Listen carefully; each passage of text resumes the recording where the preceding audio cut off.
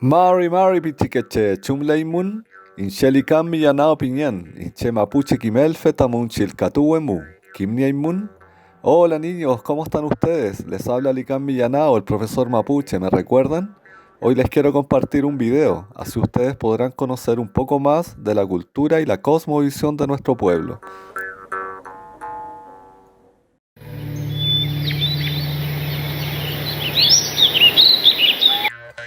Mari compuche.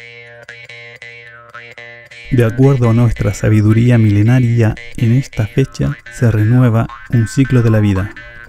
El conocimiento de nuestros sabios llevó a determinar que la renovación de la tierra es en el comienzo del invierno, Upuquem. Cuando llegaba este cambio de estación, el día volvía a ser un poco más largo y nuestros mayores decían: un paso de gallo avanzó el sol, en relación a que el día se alargó la distancia de una pata de gallo en disminuir su sombra.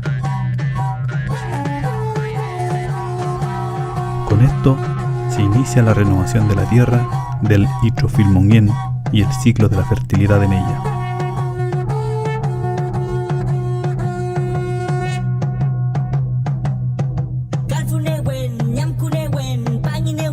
La tierra vuelve a germinar y dar nacimiento a la nueva vida de todo lo que forma parte de la naturaleza, animales, plantas y seres humanos.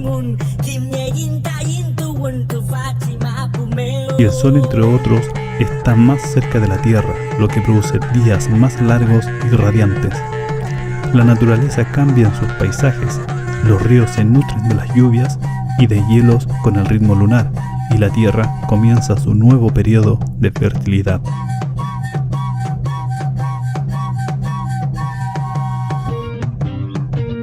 Esta renovación en la vida es celebrada en prácticas ancestrales, sociales y culturales en cada comunidad, protagonizadas por mujeres, hombres, niños, niñas, jóvenes y ancianos, quienes, a través del Milam, consejos, Huaupín, discursos, y Eyipún, oraciones, en ceremonias y reuniones masivas, renuevan su compromiso con la vida y con el equilibrio de la Ñuque Mapu, Madre Tierra.